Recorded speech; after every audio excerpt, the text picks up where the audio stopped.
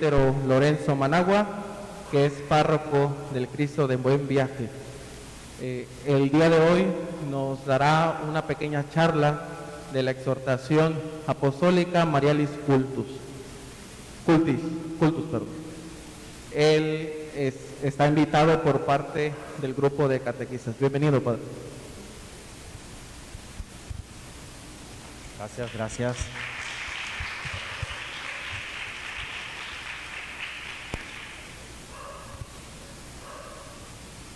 Voy a ir atrás de la pantalla para ver a ver si funciona esta cosa. Vamos a entrar en lo que es el magisterio del Papa Pablo VI. Algo decía yo sobre él en la celebración. Es el Papa del Concilio, pues estamos hablando del 74, cuando ya habían pasado algunos años del concilio y de los documentos, todo lo que significó el Concilio Vaticano II.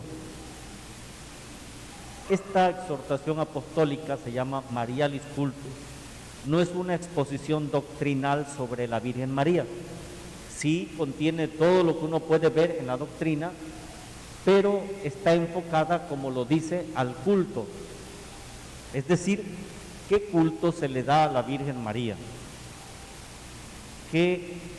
¿En qué modo nosotros le rendimos culto y cuáles son las características que debe contener para que el culto sea correcto?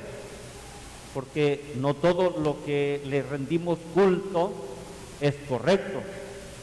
Y el modo como la Virgen o el Señor quiere que honremos a su Santísima Madre, es eso lo que va a contener esta exhortación apostólica. Los nombres de los documentos tienen mucho que ver. No es una encíclica que no tiene un contenido doctrinal, tampoco es una instrucción, que es cuando tiene una parte legislativa. Es una exhortación, así le quiso llamar el Papa Pablo VI, exhortación apostólica. Es del 74, del 2 de febrero. Y el mismo Papa dice, la razón de esta exhortación es para la recta ordenación y el desarrollo del culto a la Santísima Virgen María.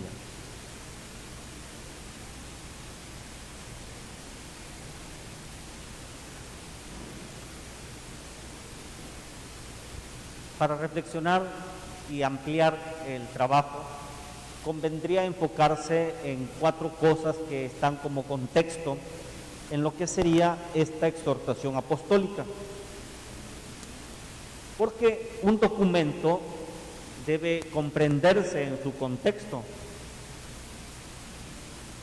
Aquí estamos hablando de los 8 años del Vaticano II, donde ha habido una reforma ya que se ha aplicado, y pues hasta el primer documento que se aprueba es Sacrosanctum Concilium, que fue sobre la liturgia. Y después hubo toda una reforma sobre la piedad popular. Este sería como lo que pondríamos en contexto para ampliar una reflexión sobre lo que es el documento.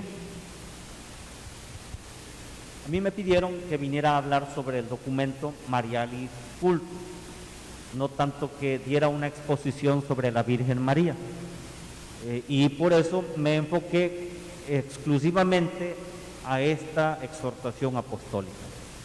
Pero para no quedarse con ciertas inquietudes, convendría muy bien ponerse en contexto de en dónde surge esta exhortación. Primero tiene una introducción, donde el Papa justifica el porqué, la razón del por qué hay que sacar un documento que hable sobre el culto a la Virgen. Y bueno, exalta la figura de María, que lo hará durante todo lo que es el contenido de la exhortación, y empieza en estas 3 partes. 3 partes podemos llamarle, con secciones a su vez de cada una. La primera parte, que habla sobre el culto a la Virgen en la liturgia, con dos secciones. La primera es la liturgia romana, que se restaura y se renueva. Después aborda la figura de María como modelo de la Iglesia en el ejercicio del culto. La segunda parte habla sobre algunas líneas para una renovación de la piedad mariana, que también tiene dos secciones. Una, la parte de estos elementos fundamentales, las notas que debe tener todo culto mariano, que es la nota trinitaria, cristológica y eclesial. Y la segunda sección sobre orientaciones para el culto correcto a la Virgen, la orientación bíblica, litúrgica, ecuménica y antropológica. La tercera parte ya aborda indicaciones sobre dos ejercicios de piedad. Ya empieza a hablar directamente sobre lo que es el Ángelus y sobre lo que es el Santo Rosario. Y tiene una conclusión muy buena que retoma todo, que podríamos irnos a la conclusión y resume todo lo dicho, que le llama valor teológico y pastoral del culto a la Virgen. Este es el cuadro de lo que es ese documento tan importante que se llama Marialis Cultus, que en latín se traduce el culto a María.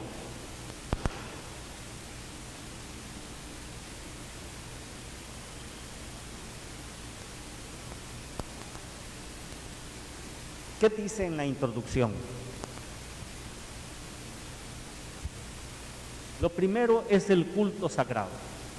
Llamémosle culto sagrado a la liturgia. El culto litúrgico no tiene comparación con alguna devoción. No corresponde a la piedad popular, el culto litúrgico. Todo lo que se celebra en la liturgia no se compara con cualquier acto que hagan en casa, por ejemplo, aunque sea bonito rezar antes de los alimentos, como será bonito rezar el rosario en familia, claro que tiene frutos y es hermoso, pero nada se compara cuando hablamos de la liturgia, es decir, del culto sagrado, el culto público, que es el deber primario del pueblo de Dios. Después, en la introducción hablas de cómo se desarrolló la devoción a la Virgen María, cómo desde el inicio María fue tomando un papel importante hasta la venida del Espíritu Santo y la iglesia primitiva, como lo dicen los Hechos de los Apóstoles.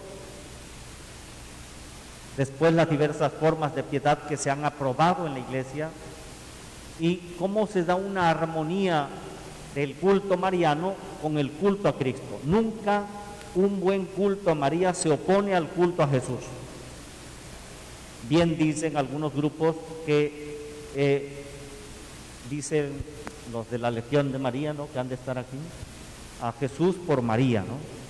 Es decir, un buen culto a María, ¿cómo discernirlo? ¿Cómo saber si soy un mariano de corazón? Si este culto me lleva a Jesús. No tiene pierde. Nunca hay una oposición entre ser mariano y ser de Cristo, no, al contrario. Si María no te ha llevado a Cristo, es que no estás haciendo correctamente el culto mariano.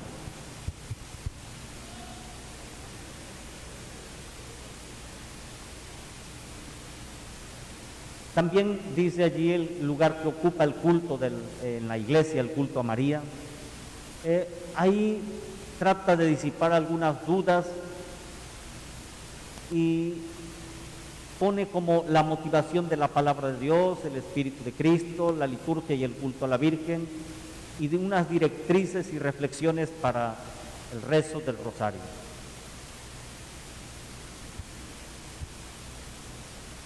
Y la parte 1, que ya la dije en la primera todo, pero ahora voy parte por parte.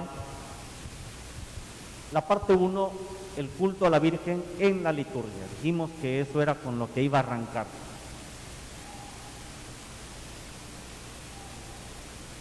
Y tiene dos secciones.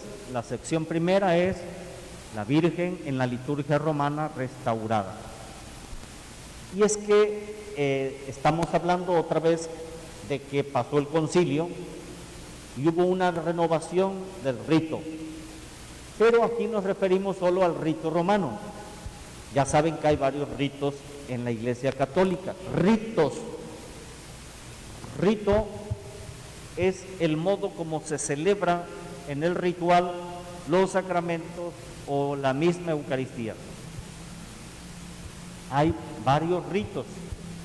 Por ejemplo, a mí, estando el tiempo que estuve en Roma, iba a la parte norte de Italia, en la arquidiócesis de Milán, y allí celebraba yo en culto ambrosiano. Tienen otros libros, no tienen el misal romano, sino el misal ambrosiano, otro leccionario, otros ritos, cómo se hace una exequia, cómo se hace un bautismo, ahí van. Eso no cambia la doctrina, no estamos hablando de otra iglesia ni de otra doctrina, sino de otros ritos. Uno cuando se bautiza en un rito.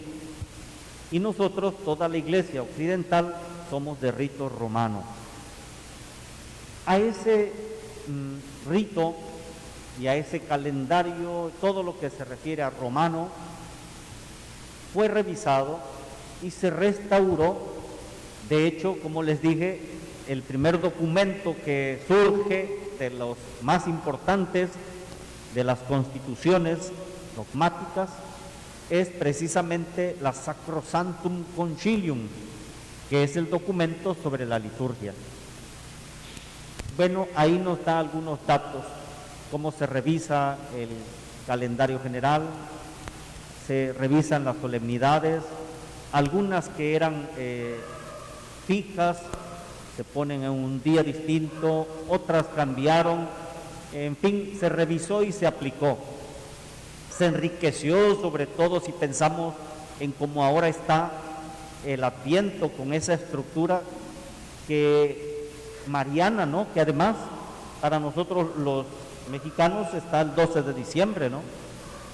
Que desde todo diciembre, el 8, el 12 y los 2 domingos de Adviento, aparecen todas las antífonas y todas las lecturas sobre la Virgen María. Eso fue precisamente después de la renovación. Y ahí vemos, por ejemplo, las fiestas, Adviento, la Inmaculada, las fechas del 17 al 24 sobre las antífonas, lo que aparece la figura de María, la figura más importante del Adviento, la Navidad, bueno, el misterio de la Encarnación, el anuncio, la maternidad divina, la virginidad, en fin, todos estos pasajes que expresan una referencia mariana se calendarizan y se ubican, se colocan de manera muy puntual en el misal romano. Y luego vienen las fiestas. Ahí están enlistadas todas las fiestas marianas. Eso lo dice también esa primera sección sobre la Marialis Cultus.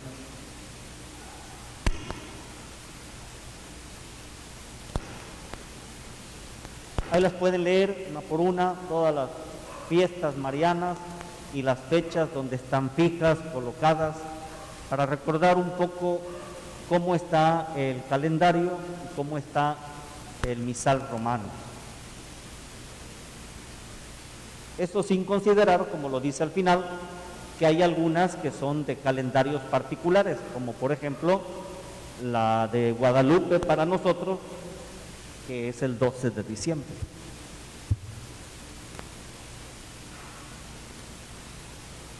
¿Alguna duda o comentario sobre esas fiestas?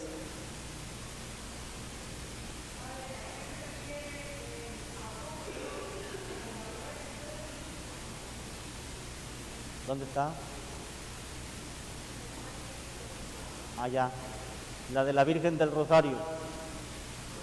Bueno, aquí se refiere a esas fiestas marianas que refieren como la de la Virgen del Rosario y la batalla de Lepanto y todas esas cuestiones que ya tenían como una referencia en los apócrifos y que después se les dio lugar en el calendario porque también tienen un sustento bíblico.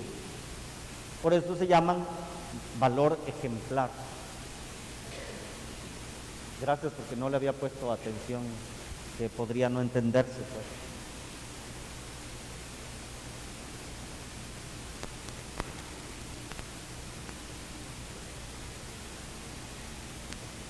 También ahí podemos ver las preces eucarísticas del misal, como tienen siempre la memoria de la Virgen María, ¿no?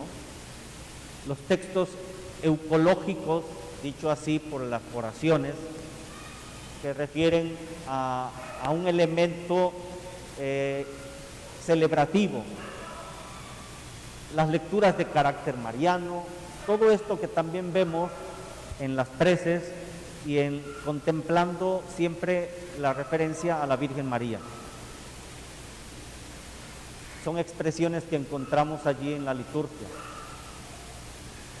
Y aquí es importante la liturgia de las horas, que tiene himnos muy bonitos, ¿no?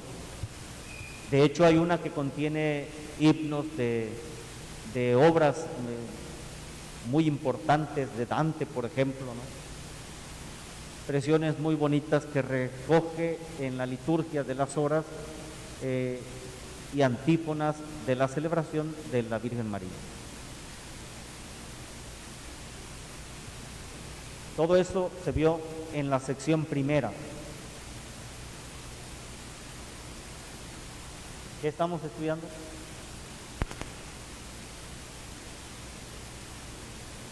Muy bien. ¿Cómo se llama el documento? Nada más esto les voy a preguntar hoy, no los voy a molestar. ¿Cómo se llama el documento? La verdad, creían que no los iba a... Marialis Cultus. La segunda sección, ahí vemos a la Virgen como modelo de la Iglesia en el ejercicio del culto. Aquí es importante en el culto a María, como María es incluso el modelo de ese culto de la Iglesia, porque ella misma de algún modo ejerció ese culto sagrado llevando a Jesús en su vientre. Desde el momento en que le dice sí al Señor, ella misma es capaz de pasar cualquier tipo de vicisitudes por honrar al Señor.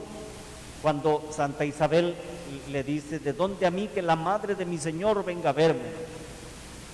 Y el salto del niño en su vientre y todo el culto ya allí, que lo expresa precisamente la oración del Ave María. María es ejemplo de actitud espiritual, por eso es modelo de culto. Ella es ejemplo de una actitud ante lo espiritual. Es virgen oyente, que recibe a Jesús primero en su corazón, en su mente, y después en su vientre, en su seno. Es oyente, es orante, es madre de fe, es oferente. Vean los elementos que están ahí del culto cristiano: en la escucha, la oración, la ofrenda, y maestra de vida espiritual, que es obediente al Padre. Como en ella da frutos la fe, da fruto la presencia de Jesús, como debe dar frutos en nosotros siempre que escuchamos su palabra. Por eso es modelo de fe y de culto. Muchas veces hemos visto a María como modelo de fe, como modelo de discípula, y aquí este documento nos la presenta como modelo de culto, un modelo de cómo debemos nosotros dar culto a Dios. A mí realmente esta parte me llamó la atención, porque no lo había reflexionado así como lo expone este documento. Todo esto que estamos viendo, porque vamos rápido, ¿cómo lo podemos hacer bajar en nuestra vida parroquial? Esa va a ser la pregunta. Si nosotros reflexionamos, profundizamos, además que somos una parroquia mariana, porque no es lo mismo decir que mi parroquia es del Santo Cristo y que tengo que ser muy asiduo a comprender el misterio de la cruz, a decir que soy de la parroquia de Cristo Rey y Nuestra Señora del Carmen. Es decir, tienen en la esencia de su identidad parroquial una vocación mariana. Y aunque seas del coro y seas chavo y parezca que no te importa, sí, tienes que ser interesado en lo que es la vocación mariana. Y qué bueno que tuvieron la idea, pues, de reflexionar un documento que es un parteaguas y además es todo una síntesis del contenido de lo que es el culto mariano. Ustedes deben ser pregones en lo que es la cuestión mariana. Un padre cerca de aquí dijo: no, yo no soy mariano. Dijimos: ¿qué pasó, padre? Te equivocaste. Si no es opcional, chavo, no es que sea opcional ser mariano, es parte integrante de la fe cristiana el ser mariano. También lo dice este documento. Pero podemos quedarnos en puras reflexiones doctrinales y no, yo les invito cada tanto que pasemos un capítulo a ir sobre esta pregunta: ¿cómo trabajar esto en nuestra parroquia? Váyanlo pensando en la siguiente parte, faltan dos. Es decir, en nuestro calendario litúrgico, nuestras fiestas marianas, en los textos, las lecturas, en la actitud espiritual.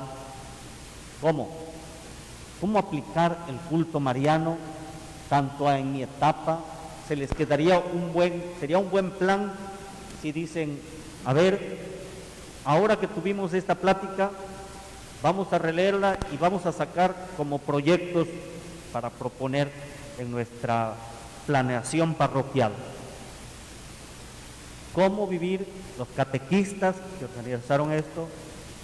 ¿Cómo integrar un buen culto mariano a nuestro grupo? El grupo de coro, nosotros que le cantamos a la Virgen, ¿cómo integrar algo que me ayude a vivir mi identidad parroquial mariana? Sería una buena cosa, ¿no? Y ahí seguimos. Parte segunda. El Papa le apuesta a una renovación de la piedad mariana.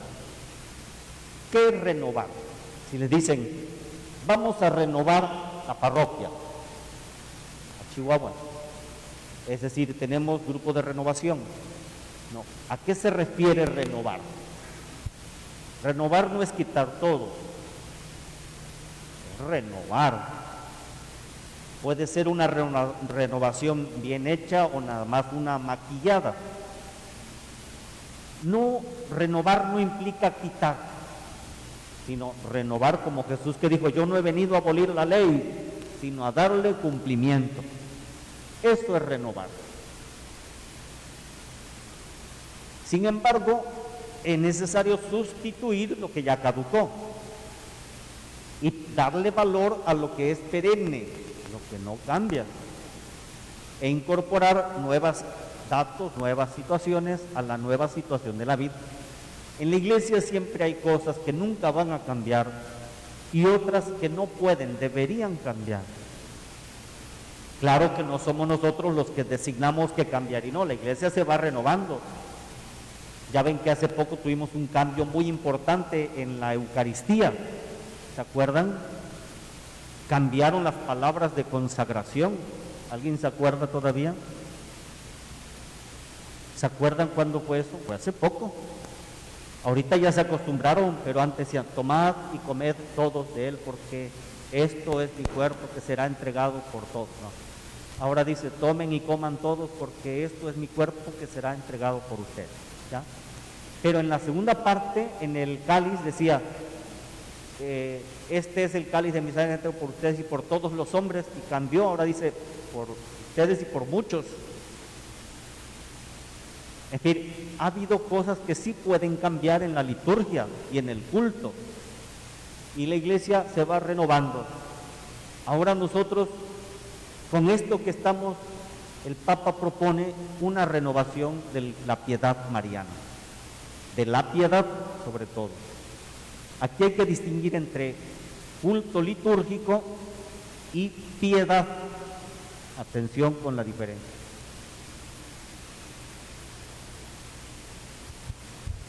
La primera parte es enclavar. Para poder tener un buen culto, no puede faltar estas 3 notas. Un culto mariano debe tener estas notas necesariamente. La nota trinitaria, siempre la referencia al Padre como Creador, al Hijo Redentor y al Espíritu Santo santificador. Un culto mariano debe ser trinitario.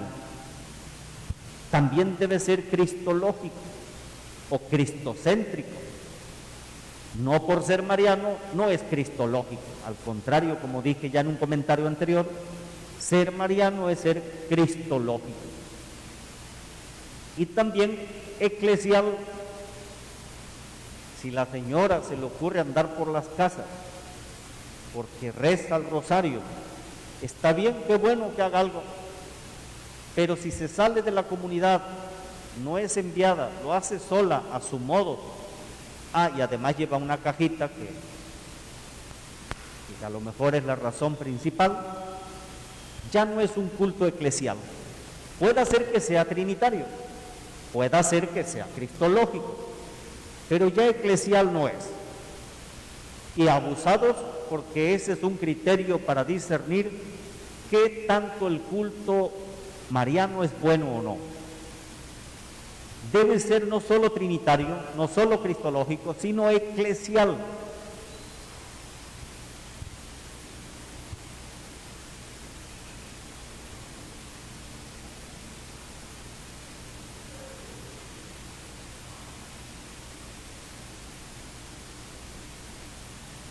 La segunda sección. Ahí mismo, en esa segunda parte, la segunda sección, además de hablar de las notas trinitaria, cristológica y eclesial, un culto mariano debe contener 4 orientaciones para que sea correcto también. Debe tener una orientación bíblica. Los misterios de los que hablamos en el rosario, en ese entonces, bueno, eran 3 grupos de misterios, ahora 4. Todos tienen una referencia bíblica. Debe servirse también de la Biblia para la oración. Debe ser bíblico y debe ser litúrgica. Además, debe ser ecuménica. No tiene que ir solo en confrontación. Esta parte apologética no es necesaria, sino más bien ecuménica. ¿Qué significa? Que abarca a otros, que tiene una nota de armonía más que de confrontación. Y también la parte antropológica. Esta me gustó todo el desarrollo cuando lo lean en la carta.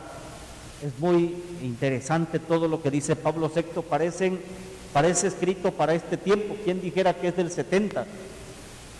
Porque habla de María como un modelo antropológico para la mujer, aun cuando se podría pensar que no es modelo para mujer porque fue sumisa, porque hubo matriarcado. Ya ven las de las camisas verdes hoy en día, ¿no?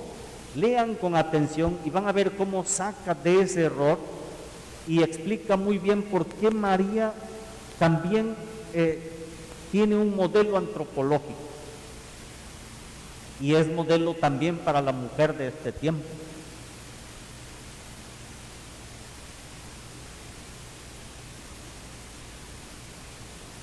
De estas 4 orientaciones, se siguen todos estos puntos: lo bíblico, el servirse de la Biblia, el culto impregnado de los grandes temas del mensaje cristiano, la litúrgica, en fin, todo lo que ahí vamos diciendo.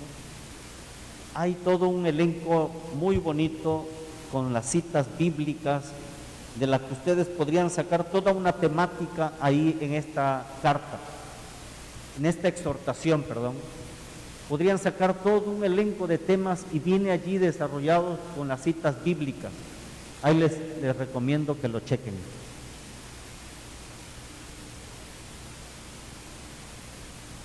Por eso María, como modelo antropológico, no se vincula a esquemas históricos.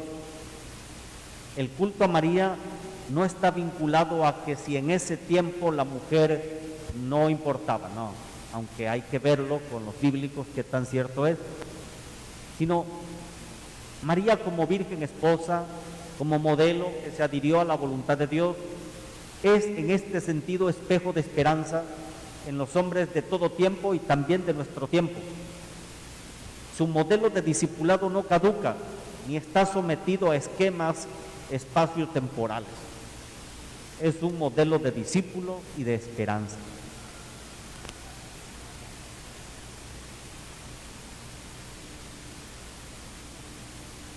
Por eso el Papa desarrolla esta parte que les decía antropológica para rechazar ciertas actitudes cultuales erróneas. Cómo hay contenidos que podrían falsear la doctrina cristiana y cómo hay que adaptar contenidos, pero tener cuidado de no dejar algo así como a un interés mezquino de querer realizar cosas en favor personal.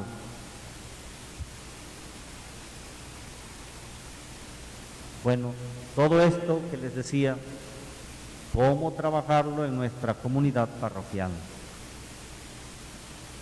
Como ven, esta es la pregunta más importante, por eso lo puse grande.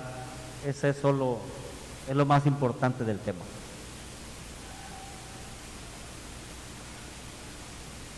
La última parte.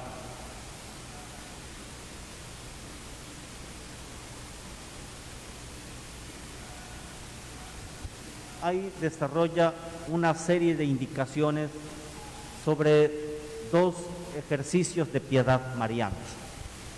Uno es el Ángelus y otro es el Santo Rosario. Recomienda que se mantenga esta devoción del rezo del Ángelus. Hay una devoción amplia que a las 12 se reza el Ángelus. Puede ser en cualquier hora, pero esta hora tiene una especial significación.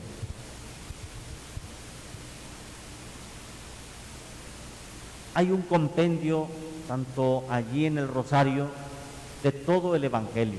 Están los misterios que sintetizan lo que ha habido allí y tiene el Rosario estos elementos que uno puede detectar. Primero, tiene contemplación, que indican la parte también contemplativa de María. Tiene alabanza y tiene súplica. Hay que ir a la intuición originaria del Rosario, porque hay que estudiar cómo se fue realizando, proyectando, hasta lo que hoy tenemos como el resto del Rosario. El mismo Papa dice que ha habido innumerables testimonios de lo que ha sido todo lo que alguien espiritualmente ha recibido por medio del Santo Rosario, y que debe ser una devoción que entre todas las devociones marianas se debe exaltar. Hay que ver la índole evangélica, también la orientación cristológica. Hay un elemento laudatorio y deprecatorio incluso, el valor de la contemplación, y se recomienda, otro documento de Juan Pablo II para completar sobre el Rosario de la Virgen María. Ese fue en el 2002. Ahí podemos un poco completar lo que ya en este documento se decía en el 72, bueno, ahora está muy bien, lo retomó San Juan Pablo II y desarrolló allí todo un significado del rosario en este documento del 2002. Ahí se lo dejo para que también lo lean. Junto con lo que dice esta Marialis y lo que dice Rosarium Virginis, entonces podemos decir que es un piadoso ejercicio que se armoniza fácilmente con la liturgia. Contiene una anamnesis, es decir, una memoria de la fe y de los eventos salvíficos que están en la liturgia. Una memoria contemplativa en el rosario, que es un error recitarlo porque acuérdense que en ese entonces pues se rezaba la misa, lo digo así, en latín, y entonces las personas piadosas de ese entonces pues no entendían nada de la misa, por eso le empezaron a llamar misa, porque era lo único que entendían. Cuando terminaba el padre decía, ite misa es decir, ya pueden irse a cumplir su misión, y por eso le empezaron a llamar misa. Era la única palabra que entendían, la más bonita cuando termina la plática, cuando dice ya terminamos, así decían, pero toda la misa era en latín antes del concilio. Entonces las hermanas piadosas, para no distraerse, ¿qué creen que hacían mientras estaba la misa? ¿Tú qué harías mientras está la misa que no estás entendiendo nada? Rezaban el rosario. Llevaban su rosario a la misa, y mientras el padre que celebraba de espaldas, ni los veía siquiera, y rezaba en latín todo, las hermanitas se ponían a rezar el rosario. Era una actitud piadosa al menos, ¿no? Bueno, el Papa dice, no, ya no se hagan eso, que es un error recitar el rosario, es lo que dice aquí, es un error recitar el rosario durante la acción litúrgica. También estos documentos recomiendan el rosario en familia e invitan a instaurar la oración en común, en familia, con la liturgia de las horas y el resto del rosario.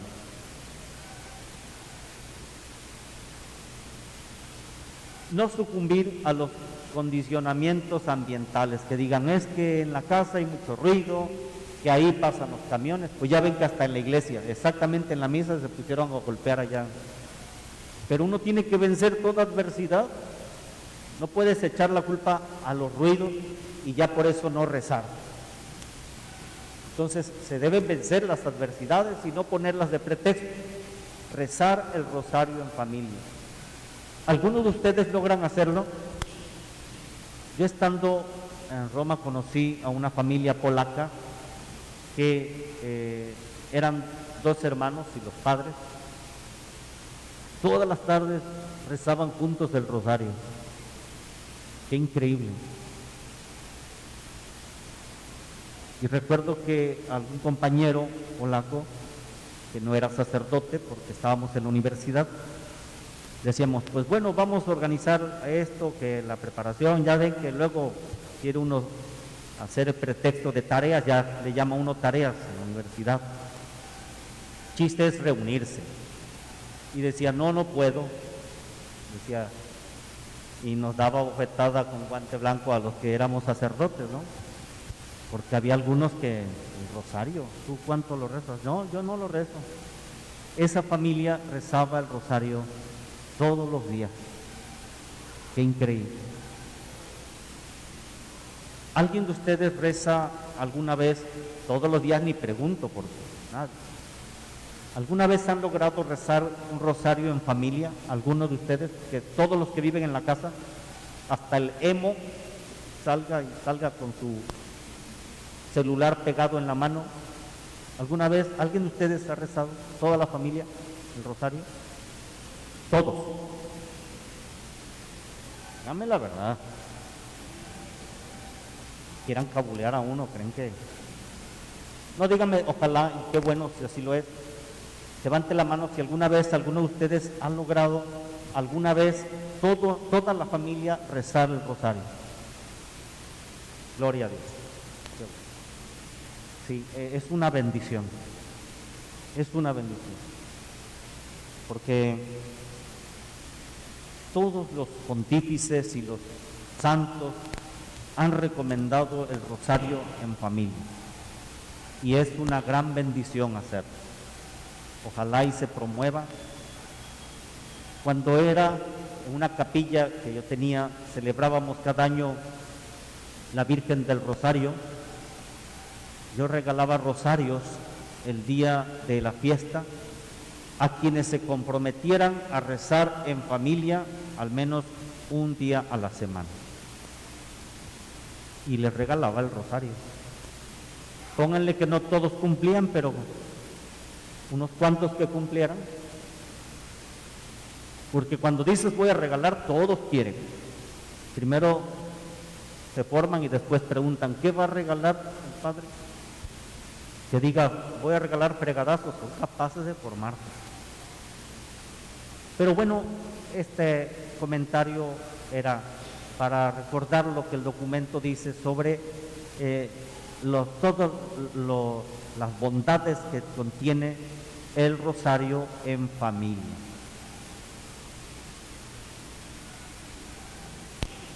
Ya les van dando ideas cómo trabajar esto en nuestra parroquia.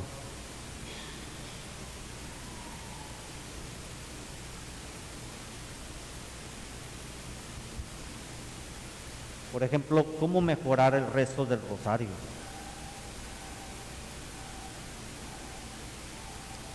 Y esta es la última parte, la conclusión que le llama el documento valor teológico y pastoral del culto a la Virgen. ¿Qué tiene esta última parte, la conclusión? Bueno, algunos puntitos.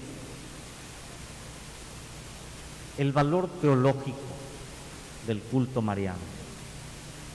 Dice una frase, lex orandi, lex credendi, es decir, que aquello en lo que estamos orando hay que buscar creerlo.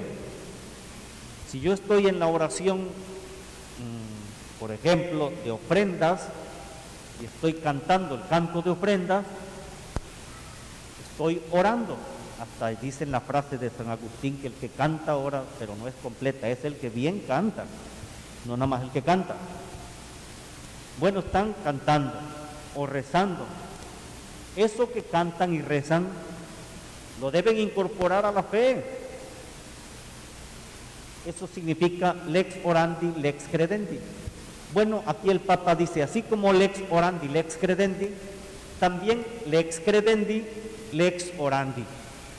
Por eso, lo que creemos sobre la Virgen María se incorpora al culto. Así como lo que oramos debemos creerlo, también lo que debemos creer lo debemos celebrar.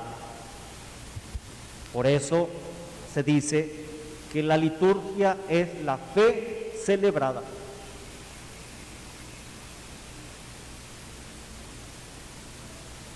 María es una intercesora, pero muy cercana a los fieles, porque es la criatura en la que Dios hizo toda la obra salvífica. Es la criatura que la gracia ha embellecido en singular modo y obsequiosamente como en nadie, así dice el Papa. Por eso se le puede referir una cercanía a los fieles. Recordemos que Cristo es el único camino al Padre, pero María, en cuanto que refleja lo que Cristo ha hecho en el corazón de una persona, nos lleva al Padre, nos lleva a Cristo y Cristo al Padre. Nos mantenemos en la afirmación bíblica, paulina, de que no hay otro nombre dado a los hombres por el cual podamos ser salvados que únicamente el nombre de Jesús. Sin embargo, María es un camino. Muchas veces escuché al Padre Castro que hablaba sobre María y les decía, ¿yo puedo llegar a Dios sin el culto a María? Que le preguntaban. ¿Cómo ven? ¿Puedes llegar a Jesús sin nunca rezarle a la Virgen María? Piensen. Aquí ahorita es libre, es pedagógico, no los van a correr si dicen herejía. Bueno, eso creo yo, no sé, no soy el que va a correr. ¿Ustedes qué dicen, hermanas? ¿Se puede llegar a la salvación sin darle culto a María? ¿Quién contestó?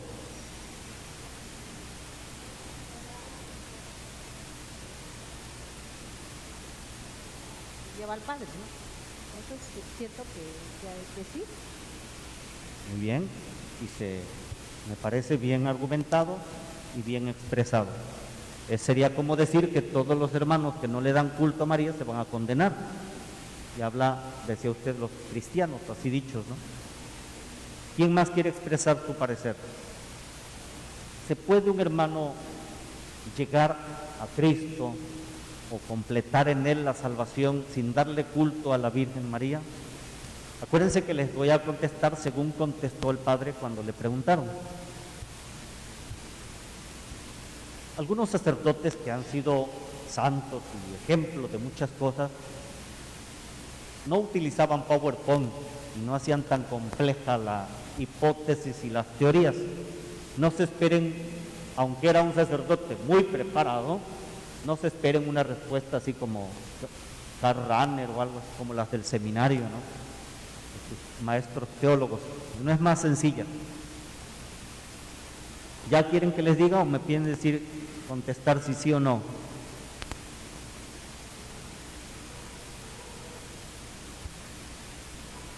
¿Qué dices, Inés? Padre, pues no podemos separar a Jesús de María, porque mamá María nos lleva a Jesús y Jesús nos lleva al Padre. Entonces, para nuestra salvación, mamá María nos lleva a Jesús y Jesús al Padre. Eso sí está claro, que el culto a María nos lleva.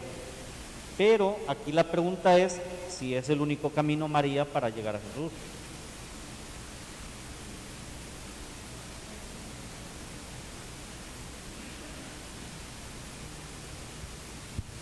Bueno, para nosotros los católicos, incluso en la eclesiología del Vaticano II, el último capítulo de la Lumen Gentium, ¿verdad?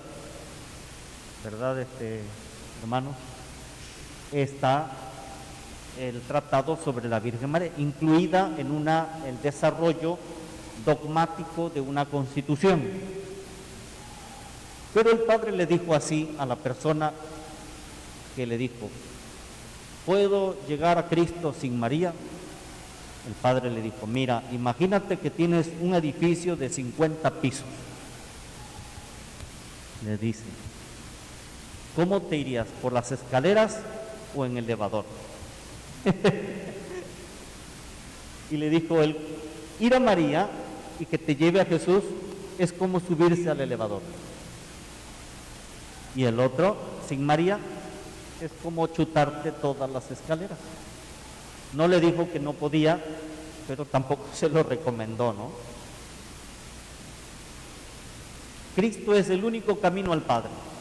En eso no hay duda. María nos lleva a Jesús. Pues fue por ella, por ese sí que dijo cuando llegó Jesús. Claro que hay una discreción y un silencio del que hablan muchos escritores sagrados, muchos escritores santos, pero en esa discreción silenciosa, como María no era la protagonista de la salvación, aparece allí un silencio que el mismo anciano le dice: una espada atravesará tu corazón. Pero eso es porque el protagonista, el centro de todo es Jesucristo. Estamos llamados a esto incluirlo porque para una eficacia pastoral es necesario incluir el aspecto mariano.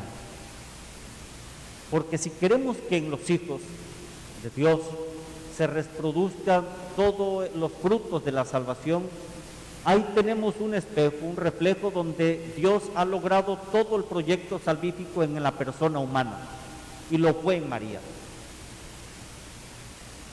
También es modelo de virtudes, y también es modelo de obediencia, y también siempre escucharemos decirle: hagan lo que Él les diga.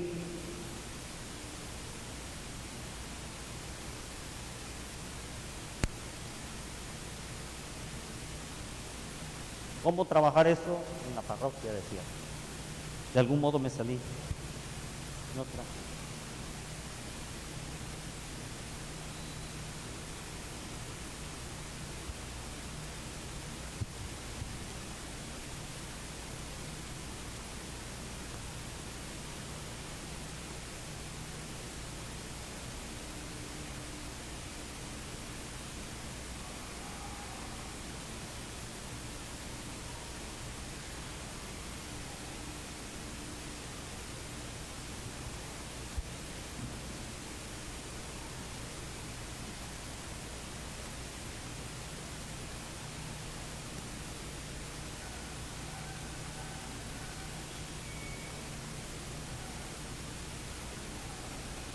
No faltan los problemas, ¿no?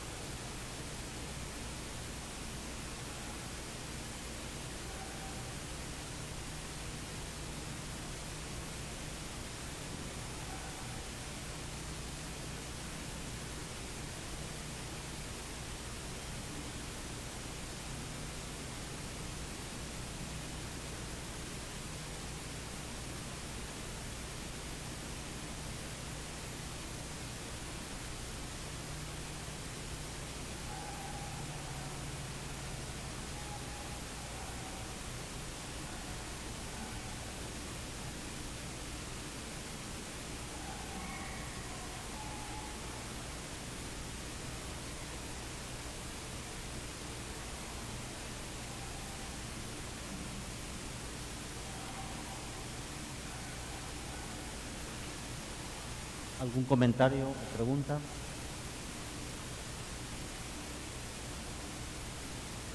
Ahora sí, ahí terminamos.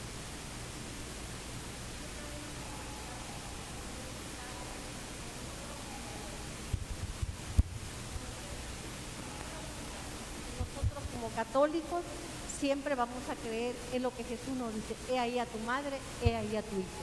Entonces creemos que es nuestra madre, que es nuestra intercesora, que cuando queremos llegar más a su hijo, le pedimos siempre a ella y ella nos escucha.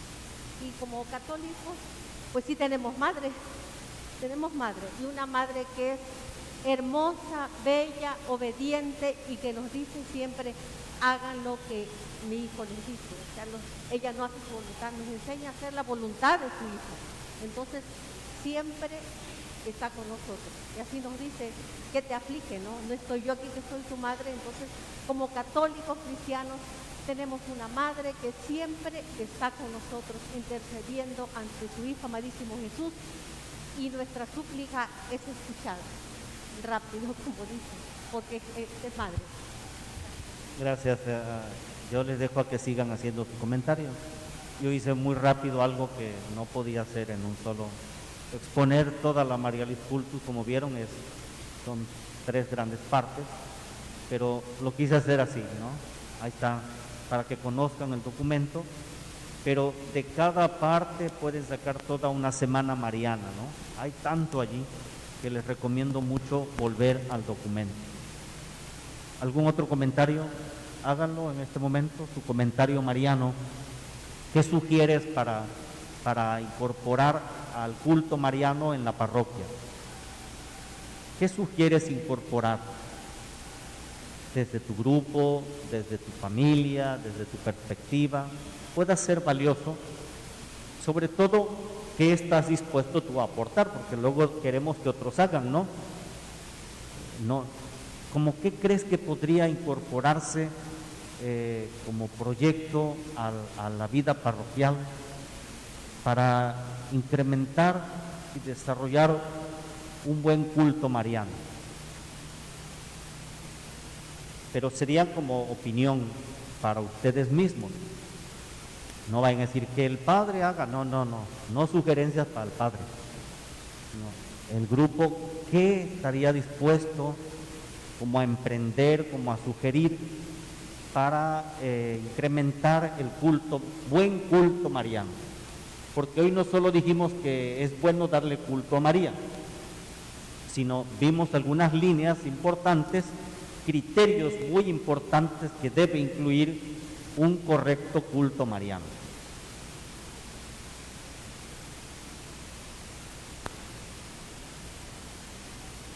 Adelante. Podría ser una consagración. En la consagración mariana, pues ahí nos habla de cómo Cristo, bueno, yo no sé mucho, pero sí he leído un poquito de que ahí se manifestaría lo que usted dice, ¿no? Lo de cristológico y litúrgico, ¿no? Entonces ahí conoceríamos más a nuestra Madre Santísima a través de Jesús y de la palabra de Dios. Y tal vez nosotros desconocemos mucho de eso, y pues esta sería una forma de conocer más a nuestra Madre Santísima. Y bueno. Sí, serían, aquí hay unos criterios, ¿no?, que son muy importantes, están en el centro del desarrollo, que son las notas que debe incluir el culto mariano, ¿no? La nota trinitaria, cristológica y eclesial. Abusados con esas tres, esas servirían como para hacer un discernimiento qué tanto el culto mariano que estamos desarrollando nos está llevando a eso, ¿no? Y después las líneas que debe seguirse, las líneas que dijimos también allí, la línea bíblica, la línea litúrgica, en fin, esas líneas que deben estar también integradas en el culto mariano. Bien, si ya no hay nada más, con esto les agradezco la atención, el sacrificio de haber escuchado, y fue un gusto que me hayan invitado. Muchas gracias. Dios les bendiga a todos.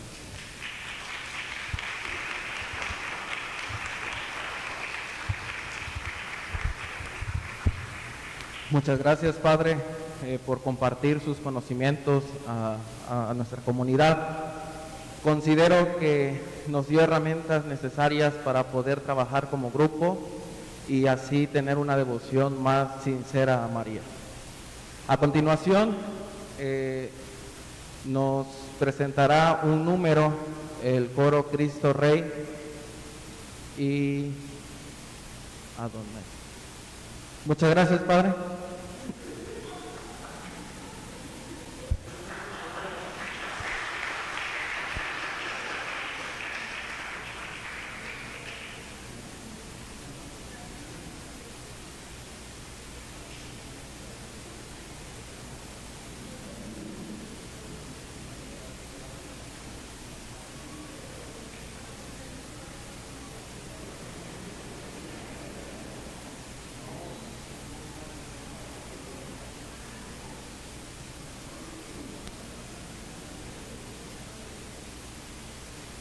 Buenas noches a todos. Pues primero que todo, muchas gracias por su asistencia el día de hoy.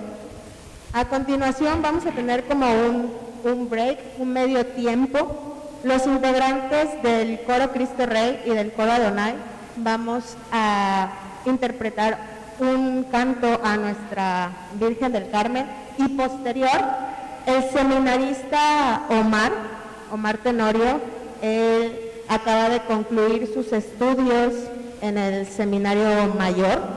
Él nos va a dar una pausa estética sobre la imagen de la Virgen del Carmen, para que nos puedan acompañar, por favor. Es un tema muy interesante y nos vamos preparando.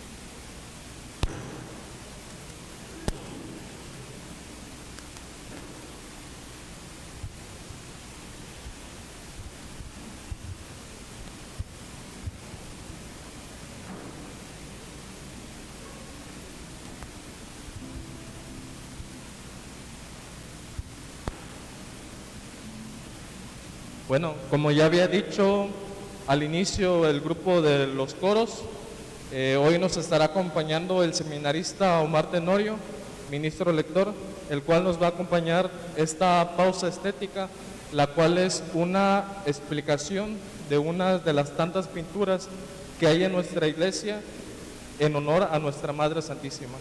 Entonces, dentro de esta cuestión cultural, ya hemos visto un poco la música y todo eso, pero también es necesario irnos cultivando en lo que es la cuestión de la pintura. Entonces, recibimos con un fuerte aplauso a Omar Tenorio.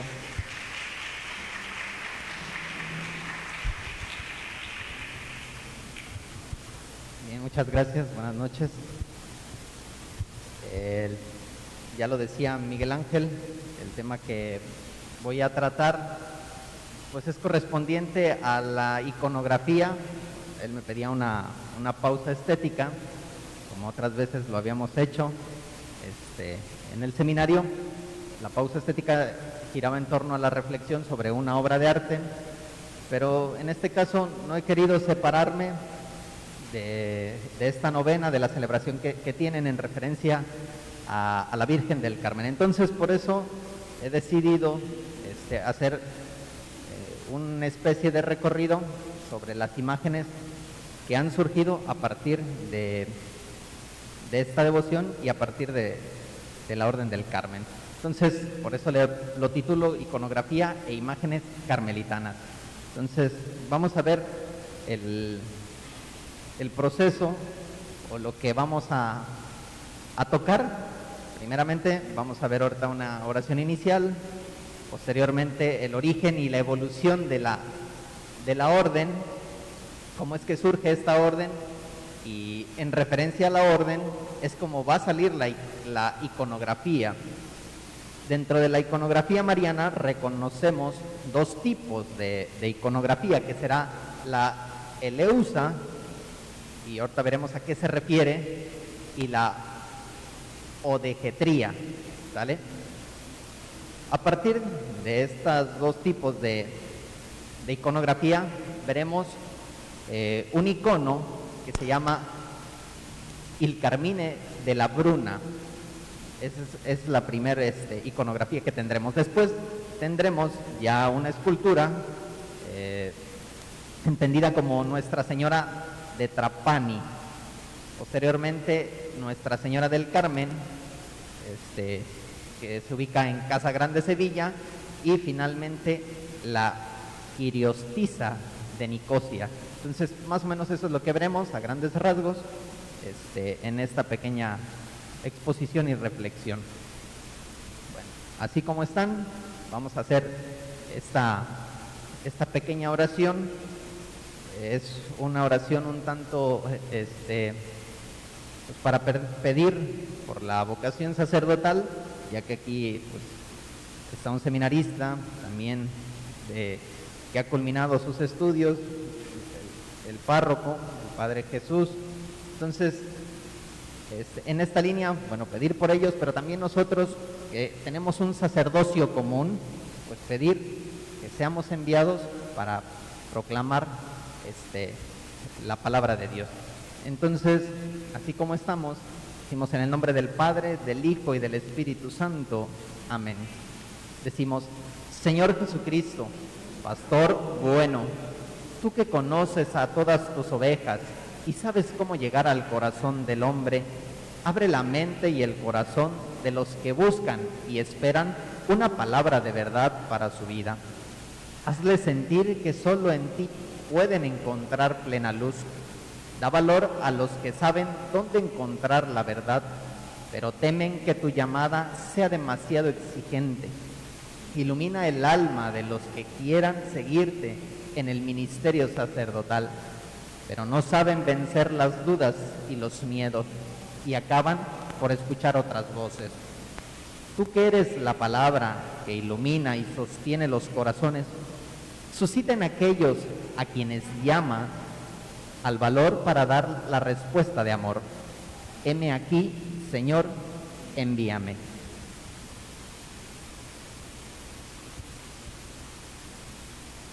Bien. Primer puntito que veremos que reflexionaremos será en cuanto al origen y la evolución de la orden. Es necesario empezar de aquí, porque a partir de esto veremos la iconografía o la figura de la Virgen del Carmen. Primero tendremos que la Orden del Carmen proviene de una advocación mariana, que toma el mismo nombre, y tuvo su origen en el Monte Carmelo. Quizá algunas ideas ya las han visto y las han reflexionado durante toda esta novena, pero bueno, nos pueden ayudar a tener en el contexto y a profundizar algunas cosas.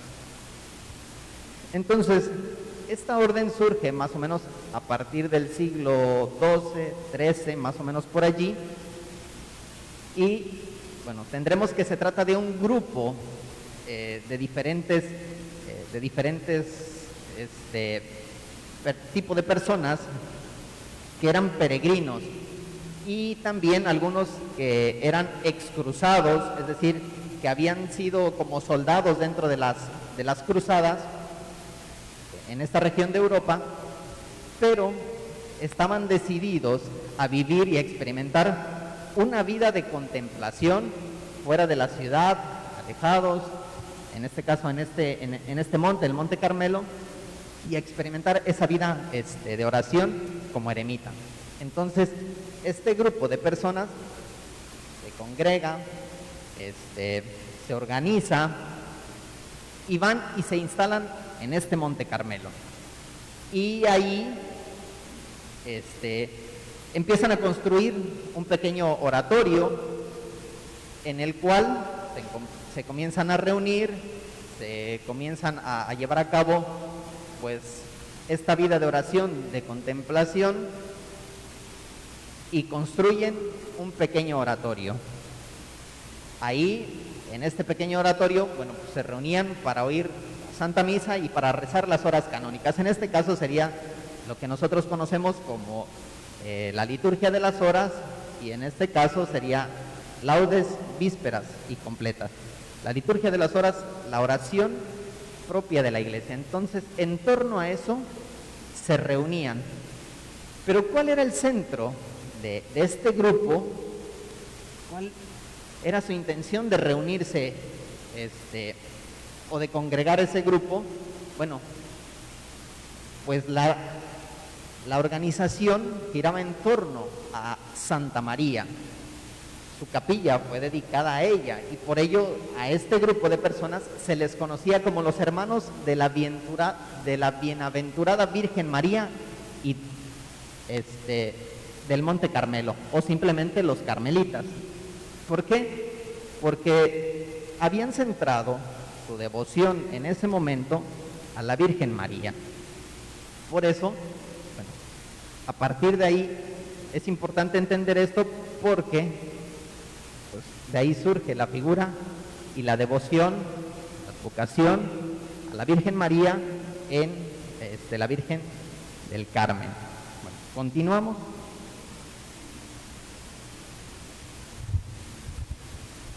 Ya dentro de la iconografía, por eso era importante, habíamos dicho que su oratorio que habían construido estaba dedicado a la Virgen María, pues tenían que tener una imagen, algo que los identificara y que los llevara hacia ella. Entonces se han dedicado a hacer una pintura, y dentro de esa pintura se distingue esta concepción artística de las imágenes marianas de dos tipos. El primer tipo es la eleusa. ¿A qué se refiere este término en griego? Pues es enfocar que esta imagen de la Virgen María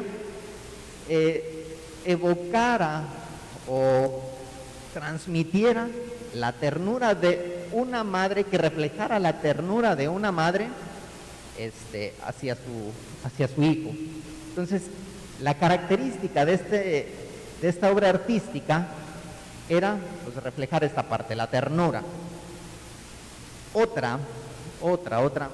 Otro tipo de iconografía era la odegetría, que buscaba que dentro de su expresión artística indicara o expresara que Jesús es el camino. ¿Y a quién hay que seguir? Pues simplemente a Jesús. Es mostrar a Jesús como el camino, a quien debemos seguir. Valga la expresión de San Juan, Jesús es el camino, la verdad y la vida. Entonces, ¿quién más para expresar o para hacer concreta esta expresión? Pues la misma Virgen María. ¿En dónde encontramos estas dos expresiones? Se dice que se encuentran propiamente en la Virgen del Perpetuo Socorro. Transmite esa ternura, pero también transmite o trata de indicar que Jesús es el camino. ¿De qué manera? Bueno, así nada más un repaso general o unas ideas generales sobre esto que acabo de decir. En esa imagen de la Virgen del Perpetuo Socorro está la Virgen al centro y por un lado aparecen, o por cada lado, en la parte superior, aparecen dos angelitos, uno con los clavos y otro con una cruz. La Virgen María está cargando al niño Jesús y bueno, hace una expresión, como también lo veremos ahorita en la Virgen del Carmen, una expresión señalando que es Jesús quien llevará también esos signos de la pasión, la cruz y los clavos, ¿no? Aquella Virgen que indica el camino, pero también expresa esa ternura al tenerlo entre sus brazos. Entonces, estas dos concepciones artísticas las vamos a encontrar dentro de la Virgen del Perpetuo Socorro. Propiamente, dentro de la Virgen del Carmen, solamente descubriremos la ternura, esta expresión de la ternura y del amor, ¿sale? Y ahorita lo veremos. En la iconografía carmelitana encontramos con mayor frecuencia la forma Eleusa. En estas variaciones nos muestra a la madre de su hijo con las mejillas juntas. Ahí está esta expresión de dulce intimidad, a la vez que las manos juegan un papel importante también expresivo. Cómo lo acoge entre sus brazos, ¿no? Una expresión profunda de amor. Es decir, las que tienen la experiencia aquí de ser madres, bueno, cómo es que acogen a sus hijos entre sus brazos, ¿no? Esa expresión de abrazarlo. Entonces, eso es lo que nos quiere llevar, o hacia donde nos quiere llevar esta iconografía con la ternura, esta expresión de la ternura. Continuamos. Ahora sí, vamos a adentrarnos a estas imágenes. Y la primera que tenemos para visualizarla y para reflexionar es la imagen, son imágenes primitivas. Se dice que esta imagen, la imagen Il Carmine de la Bruna,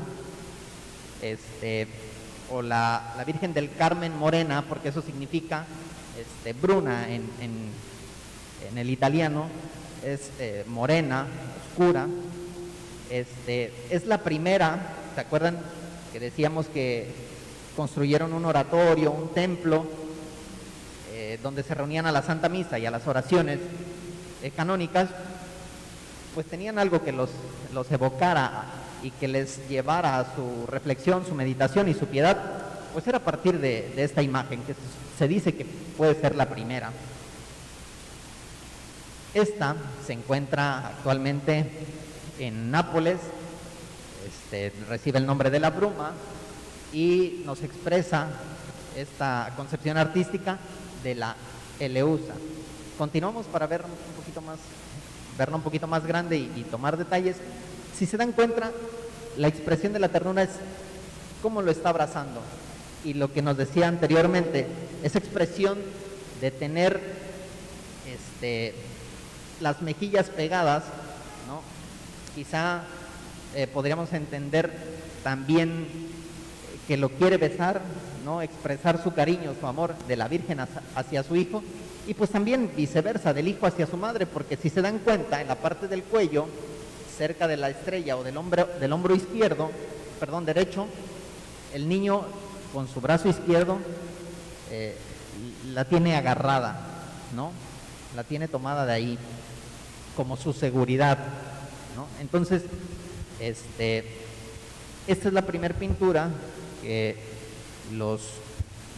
aquellos hombres que se han organizado para vivir una vida de oración como eremitas, bueno, pues es aquella que contemplaban. Se dice también que si se dan cuenta, ya lo expresaba hace rato, tienen una estrella en su hombro derecho, pues también esta Virgen será conocida como Estrella del Mar o la Virgen Stella Maris, porque también de ahí surge una gran devoción de los marinos hacia esta Virgen, porque en este monte se decía que había un faro y era el que guiaba a los marineros. Por eso se entiende como la estrella del mar, que guía también siempre a un puerto seguro. La segunda imagen que tendremos es la imagen de Nuestra Señora de Trapani. Esta, ya se los decía hace rato, la primera es un icono, una imagen. Esta es una escultura que está ubicada en España, recibe el nombre de Nuestra Señora de Trapani. Bueno, ahí hay una controversia porque no se sabe dónde la construyeron, pero bueno, se encuentra en España. Y aquí cambia la concepción de lo que es la primera que veíamos, la iconografía. Ya no se sigue dando esa expresión de ternura, pero ya no como la anterior. Continuamos para verla más grande y a mayor detalle. Si se dan cuenta, hay una profunda, o podríamos entender que hay una profunda comunicación y relación entre ellos. La expresión que tiene el niño hacia su madre es una visión tan profunda hacia ella, o sea, no tiene la mirada hacia ningún otro lado, sino la mirada la ha clavado dentro de su madre, allí. Podríamos entender también esta expresión de la mano derecha, así como señalando al niño, pues lo podríamos entender como la ojedetría, ¿no?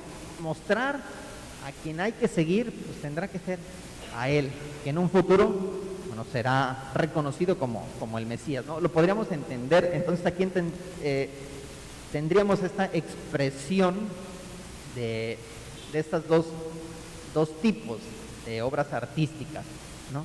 Principalmente. Y bueno, el hecho de estar cargando al niño, de abrazarlo, y vuelvo a repetir, la profunda mirada del niño hacia su madre, pero también la comunicación, y no es un gesto tan aislado, porque hay correspondencia, la mirada de la madre hacia su niño, hacia su hijo. Ciertamente hay mayor visión del rostro de la madre que del niño. La cara queda más de frente de la Virgen que propiamente del niño, pero vuelvo a repetir, es esa correspondencia, o se encuentra esa correspondencia del gesto de amor y de cariño entre el niño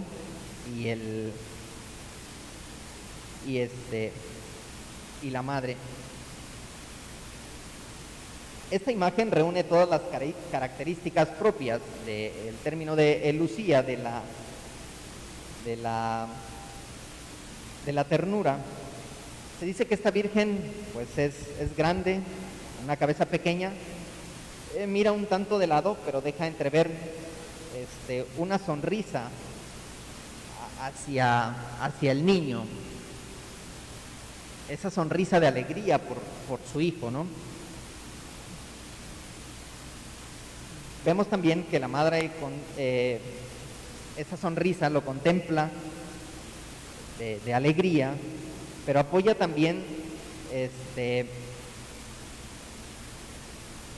su brazo, el brazo del niño, lo podemos ver que se recuesta, o que su brazo derecho, espero que ahí se alcance a ver, están las florecitas, y a partir de ahí, bueno, es ese apoyar su brazo derecho en el pecho, ¿no? El otro, la iconografía anterior, veíamos que su mano izquierda estaba tomando el cuello de la Virgen María, de su ropa que trae sobrepuesta. Bueno, ahí está tomando el niño, ¿no? Y en este caso, bueno, pues también el apoyo hacia su madre con el brazo derecho. Y ya lo comentaba hace rato, principalmente se le reconoce a la anterior, a la iconografía, por la estrella, bueno, como Estela Maris, pero la que tiene mayor veneración por los marineros es esta. Continuamos con la siguiente. Poco a poco nos vamos adentrando y nos vamos viendo ya mayor cercanía a la cual tenemos el día de hoy. Se dan cuenta o voltean a ver la lámina y voltean a ver la que tienen ahí al fondo en el retablo, o la que tienen de este lado, del lado izquierdo. Ya encontramos tanto a la madre como al niño de frente, y ahorita lo vamos a ver en esta imagen. Ya se encuentra el signo del escapulario, y ahí lo veremos ahorita. Esta imagen se encuentra en Sevilla, Nuestra Señora del Carmen, ya titulada propiamente así. Y también nos viene reflejando la misma expresión de la ternura.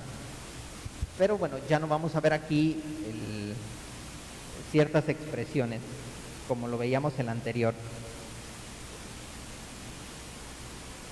La Virgen es presentada de pie en posición frontal, con un ligero giro en la cadera izquierda, efecto debido a la posición natural para mostrar al niño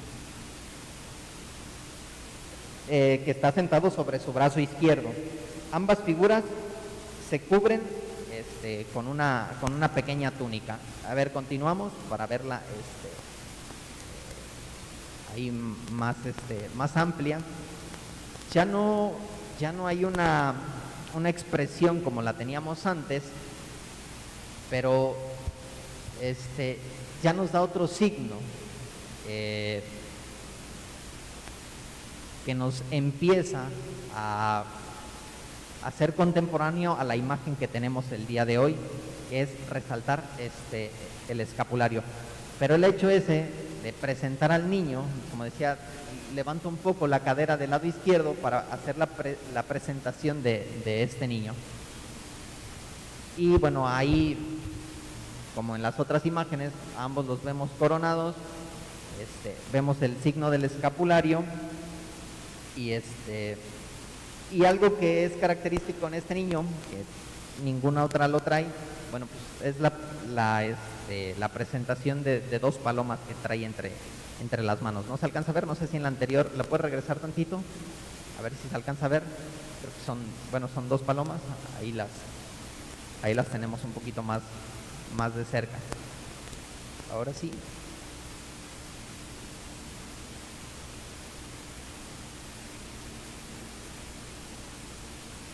Ya estas, esta ya es también una pintura, un icono. Las dos anteriores han sido una escultura, y esta última, llamada Quiriotisa, tendremos que está ubicada en Chipre, y así recibe el nombre, Quiriotisa. También es esa expresión. Es una expresión distinta, o una imagen distinta. Continuamos para que se vea allí más, más amplia. Vemos que la Virgen está sentada dentro de esta, bueno, no se alcanza a ver, pero se ve un gesto de estar sentada, se dice que está sentada en un trono, y bueno, mostrando también al niño sobre sus piernas, pues así como que mostrándolo, ¿no? También podríamos aquí distinguir esa ojedeatría. ¿A quién muestra? Bueno, pues aquel que será el Salvador, ¿no? Aquel que ha venido por nosotros, aquel que hay que seguir, aquel que es el camino, la verdad y la vida, ¿no? Y al lateral, bueno, tendremos que están dos ángeles que intentan coronar a esta sagrada imagen, tanto a la Virgen como al niño, y bueno, esas son algunas de las imágenes primitivas que nos van a ir evocando a lo que actualmente hoy tenemos. Si se dan cuenta, la anterior escultura, que ya era titulada como la imagen de la Virgen del Carmen, pues es ya más actual a la que nosotros hoy tenemos, y que será por este signo del escapulario, será integrado por Simón Stock, y a esa imagen pues, se le llamará, me parece que la Stolquiliana, algo así, pero ya es como la que tenemos el día de hoy. Es la evolución que ha venido dando a partir de las pinturas de la primera imagen que fue expuesta y llevada a la devoción para lo que hoy tenemos. Pero lo que hay que entender aquí es este signo de la expresión de la ternura, ¿no? que tiene la madre para con su hijo, pero también, como lo veíamos en las primeras imágenes, esa comunicación entre el hijo y la madre y viceversa, ¿no? Esa expresión y esa profunda relación, ¿no?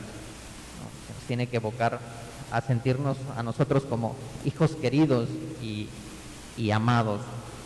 Pues bien, creo que hasta aquí ha sido un pequeño recorrido a partir de las diferentes pinturas y esculturas que han llevado toda esta evolución para la actual imagen que hoy tenemos. No sé si alguien tenga alguna pregunta o alguna duda, algún comentario. ¿No? Ok, podemos cerrar entonces ya con esta oración final, que es propiamente de la fiesta de la Virgen del Carmen, y que escucharemos el día de su celebración. Entonces, así como estamos, decimos en el nombre del Padre, del Hijo y del Espíritu Santo. Amén. Haz venir, Señor, sobre nosotros la poderosa intercesión de la gloriosa Virgen María, para que, protegidos con su auxilio, podamos llegar a tu monte santo, que es Jesucristo, tu Hijo, que vive y reina contigo en la unidad del Espíritu Santo. Amén. Muy bien, pues no me queda nada más que agradecer por la invitación y por la participación. Muchísimas gracias, y pues que Dios los siga bendiciendo y pues los colme de dones y bendiciones en su próxima fiesta. Muchísimas gracias.